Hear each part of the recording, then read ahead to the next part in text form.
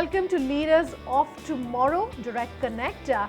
This is ET Now's daily platform for the Indian micro, small and medium enterprise sector. On this series, it's our endeavor to celebrate entrepreneurship and bring you expert advice from renowned business leaders as well as help you grow your business. Today, I have two experts with me in the studio. First up, I want to introduce Mr. N.K. Mani. He is the former Deputy MD in charge at SIDBI. I also have Sunil K. Goyal, founder and CEO of Your Nest Angel Fund. Thank you, gentlemen, both very much for being with us today. Let's kick the show off then with the first caller coming in from none other than Ritesh Raizada. Go ahead, Ritesh. How to compete with the online market with the base travel agent? I'm a travel agent. Okay. And the problem arises, nowadays basically online market. How compete with the online market to the base travel agent? Okay, Sunil. Okay, Ritesh, we invest in small scale businesses or upcoming ventures. Markets change very rapidly, and what you're going through is a change in the market dynamics, and hence your current business is being challenged by the online players. This is the time to reflect back as to why customers come out to you, what is your understanding of the customer need, and time to pivot. You can, within the travel industry, so it is what you know and you know the best.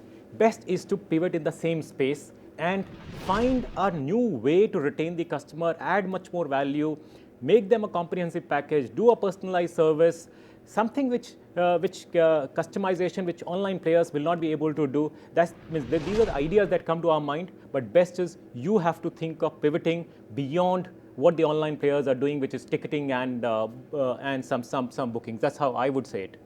I think Sunil's bang on actually, and ultimately customer loyalty would come through what? It'll come through the right kind of product, the right kind of pricing, customer service, and eventually the experience he has on that trip or that holiday really. Mm-hmm. That is what will bring back the customer and new referrals also, if you can give the right kind of experience. How you do that now in the face of competition from the online players who are already offering increased functionalities and a lot of ease of booking as well as convenience, besides security also now in the apps. How he would be able to pivot and really match that competition, he would have to look at finding that perfect niche. Sure. Let's take in our second caller, Umesh Trivedi. Umesh. See what is happening. Our country, all the other countries in the world are trying to approve the Pharmaceutical Inspection Convention, that is PIC. So we as our country are not able to export to almost 47 countries now. So because our government is not approving that PIC. So they should do it faster, and they are taking a lot of time. A small country like Hong Kong also has got approved recently. All right, so pharma essentially has been in the news of late. The domestic industry challenges, USFDA, the UK government stepping in. So specifically for the MSME domestic pharma business, what would you recommend? There have been some issues with the USFDA amongst others, because US is the largest market to which the Indian pharma companies do export. And I think about 30 to 40% of US medicines do come from India itself probably. So obviously there will be a lot of oversight from the US FDA when such a large amount of medicines are being sourced from India. We obviously have to put in place the right systems, checks and balances in our companies to ensure that we meet their standards. Now, where have the issues been? The issues have largely been in regard to the drug quality itself. One is the counterfeit drug issue. Counterfeit accounts for about almost 30% of the drug market currently, and apparently this market is growing at a phenomenal rate of 25%. There has been a very measured response from the Government of India, World Health Organization, and an organization called the Partnership for Safe Medicine, which is bringing in the right kind of governance practices to rein in this menace in a way, if I can use that word, by putting in place a framework which ensures that the state drug authorities are equipped with the proper equipment for testing. The right number of inspectors are available for new drug testing. And then, non-clonable packaging, barcoding and two-dimensional barcoding. These are some of the measures which have been taken to overcome the menace of counterfeiting. The second issue has been in regard to patents in this industry in particular. And a lot of issues in regard to ethicality of the tests, etc., which are required prior to introduction of a new drug or medicine in regard to the R&D. So I think the solutions really lie in the drug manufacturing companies having a very, very strict internal compliance mechanism to ensure they comply not only with all the requirements within India, but whichever markets they are looking at exporting to. Secondly, the clinical trials will have to be underpinned with highly ethical practices to ensure that later on that patent is easily available for the effort which has been put in through the research and development. And last but not least, I think an increased spend on the R&D from the Indian pharma sector also. We cannot expect the developed world only to keep investing in R&D really. Fair enough. Let's take in an email query. In fact, at this point, S. Narayan has written in to us. His question: how does a first generation family business ensure successful continuation of the business to the next generation? And he wants to know, in fact, that he's heard and seen the success diminishes from one generation to the next. Is it true? And what does one do about it? The first generation entrepreneur is driven by passion. He's trying to solve a particular problem and is all into it. The kind of learning the person goes through and insights that he goes through cannot be passed on so easily to the next generation. And that's the reason probably there is always been a case that the next generation has not been able to do as good. Let me tell you what we try to do. First thing is try and segregate at that particular point in time shareholder from the manager. Management has to be seen different from the shareholders. This next generation is going to be much more like a shareholder. Now you find the finest manager, this person could be from your family. If this person from family, you're very, very lucky. But if this person is from outside, nothing like it. Okay, even that could be a game changer, because that particular person will now bring the best practices from the world over for that particular business to grow. Hence, first thing is segregate shareholding from management at this particular time of handing over the reins. Ensure there is a family council in place as to how shareholder will take decisions, how any of the family members will involve, only on competence basis they'll involve. And if you can generate the same kind of passion in the next generation, it's great. One of the ways that I have 150 investors in my fund, there are many of them who are first generation entrepreneurs. They are training the next generation by having their kids have some investment made in the venture capital funds. When they invest money in the venture capital fund, they get to know how difficult and how difficult it is to build businesses. They get direct exposure of building businesses. Then they start admiring what their parents have built for themselves and then participate in and learn from that. So that's one way of looking at, getting them involved in your business. Okay. Would you want to add to that? Yeah, I think Sunil has put it very succinctly actually, and the process has to really start very early. The succession process has to start very, very early and be very clearly defined as to what is the kind of next level of skill sets also which the next generation is going to require, and they be trained accordingly. That's one. Secondly, I think the next generation as well as the existing stakeholders have to understand the changing environment. For example, we have moved into a digital world really. We moved into an electronic world. And there are quite a few businesses which are floundering because they have not understood the dictates of this changing dynamics really. So that needs to be understood. And lastly, as he rightly said, the investor has to be very clearly segregated from the manager. And if the manager is from the family, he has to be placed at a level which matches his capabilities. He will not automatically become a managing director. There was another part to the question that whether the family businesses fail by the second or third generation. Yes, at least in the developed world, this has been seen to happen in Europe, in Australia. By the third generation, a lot of family businesses are closing down for various reasons there.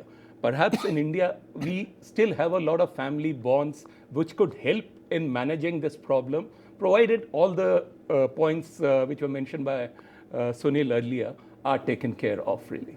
Okay. Let's bring in a Facebook query coming in from Yash Kumar Singh. He's written in to us saying the heavy engineering manufacturing sector facing a huge dearth of skilled manpower. One of the reasons why Make in India can be successful is because of the low cost advantage which American and European countries find here. But how do SMEs in our limited capacity train and retain workers? So hiring, retaining talent is a question that's coming up repeatedly. Okay. I think, yeah, it's a very genuine problem that the sector does face, and they have a limited capacity in terms of investment in training, etc. also.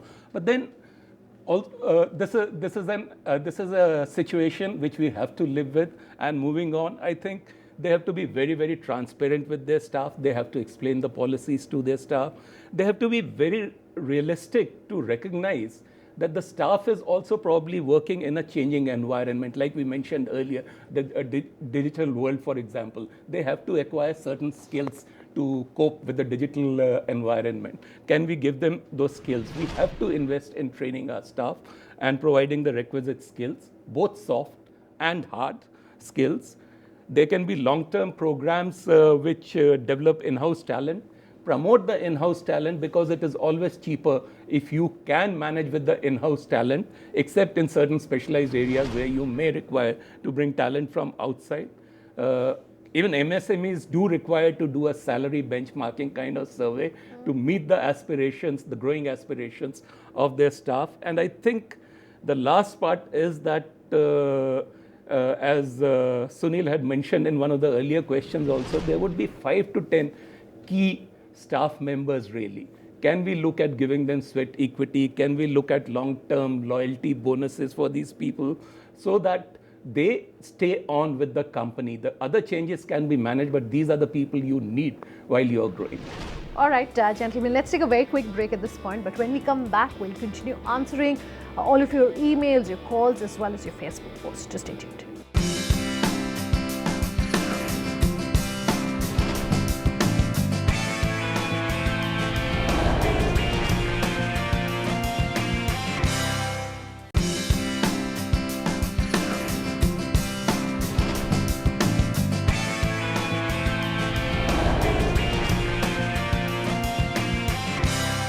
Welcome back. You're with us here on Leaders of Tomorrow, ET Now's daily platform to help you, the entrepreneur in the MSME space, understand better how to grow your business.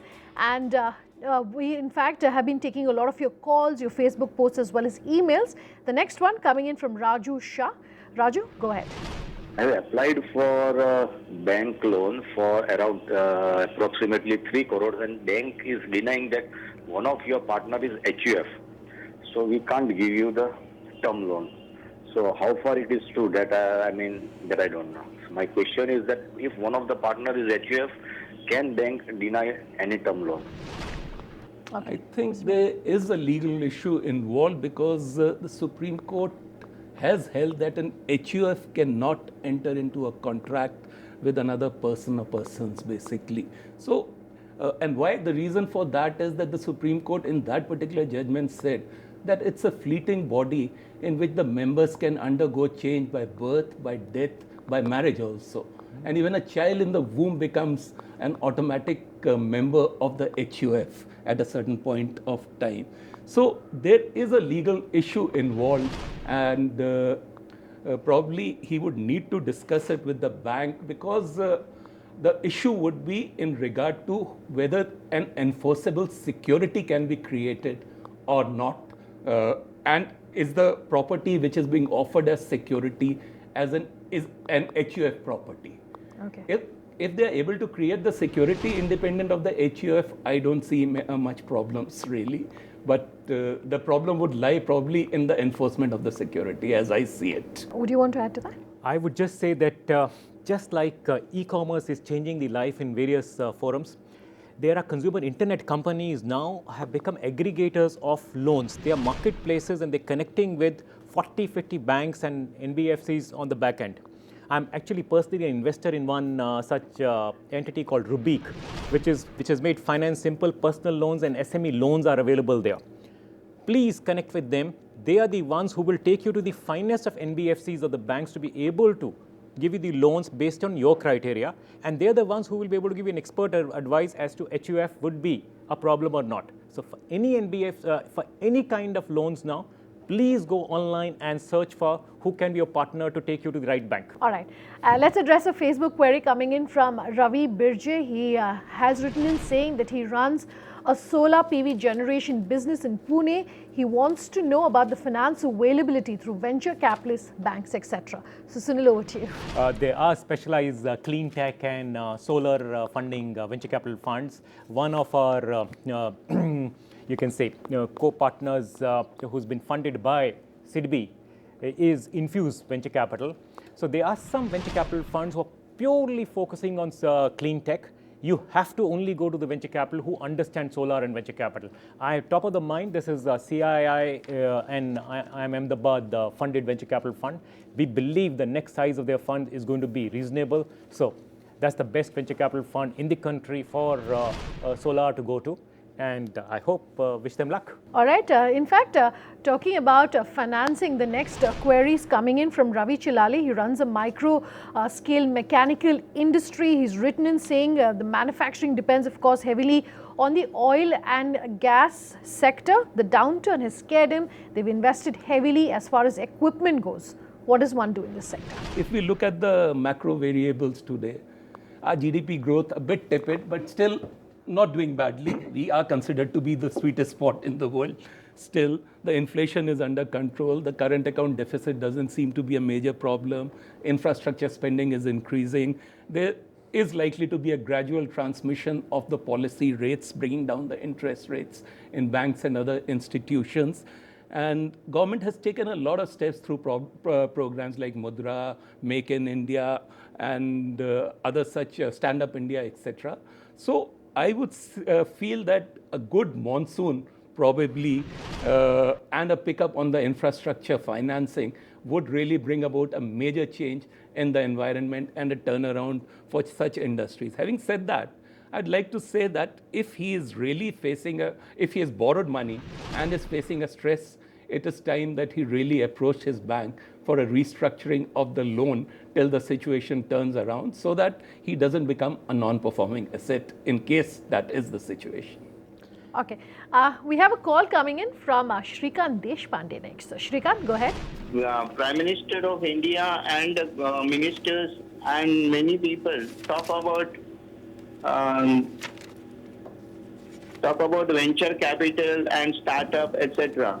However, if we approach bankers, they always insist on collateral.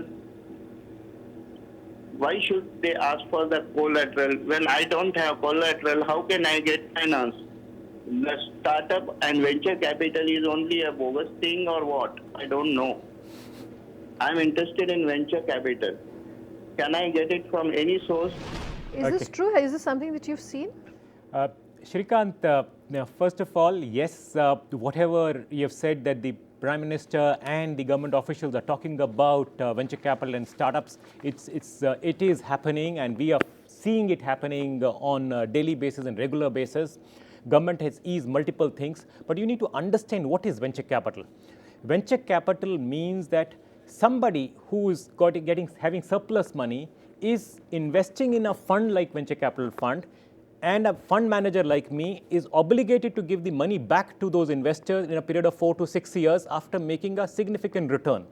That means I have to find such businesses wherein if I invest today, in a period of 4 to 6 years, I can sell that equity to somebody bigger and make a lot of money and give my money back to my investors. That kind of money is now available. You have to have a business which can compete with multiple other businesses and come and say that you will be able to deliver far significant superior return compared to the businesses that we get to see. Even a young fund manager like us, Honest Angel Fund, we get to see 600 businesses every month. And how many we invest in? Maximum 2 in a quarter. So that kind of probability is there in a venture capital fund, but that doesn't mean that you shouldn't lose hope. yes, the venture capital is available today. And second, there's a collateral-free loan always available up to 1 crore of rupees. You can go to a bank and seek for a collateral-free loan. Yes, some of the banks may ask for a personal guarantee. Please go ahead and give it. We always encourage our entrepreneurs to take that collateral free. In case the bank is insisting on a personal guarantee, please give the personal guarantee and at least start with your venture. Let's quickly bring in our next caller coming in from Jayanita Kothari. Go ahead, Jayanita. How can I make my company into a department-wise, segregate into departments for the wine boxes and like production department different, then marketing department different, and how can I get good people for that? And second question was, how can I generate these foreign sales basically for my wine boxes? Okay, while this is again on HR, but it's very specific in terms of the wine industry. Mr. Benny? I think she would have to pick up the people with the right aptitude, train them in the specific skill sets required for this kind of a business and place them accordingly. Now, coming to the wine boxes as such, most of us typically are used to, getting wine in bottles. That is how we would look at wine as a product. It's coming in a bottle.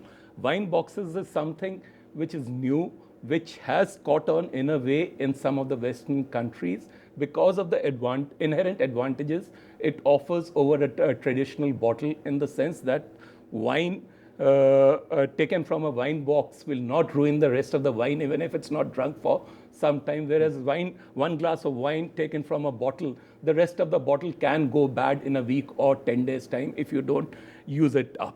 So in the foreign markets, I think basically you would have to differentiate your product on the basis of the kind of quality they're looking for. You could make boxes out of different kinds of material. It could be metal, it could be leather, it could be just cardboard also. Basically, the most important feature you could differentiate on probably is that if you're using cardboard boxes, unlike bottles, this is something which in no way adds to our, what do we say? It's in a way a product which is sustainably sustainable, which doesn't add to the garbage, etc. It doesn't add like bottles do normally. So you could use that as a USP of a product which is environmentally friendly. All right, gentlemen, that concludes our show today. Thank you so much for coming into our studios and answering all of those questions. That's all that we have today in this edition of Leaders of Tomorrow Direct Connect.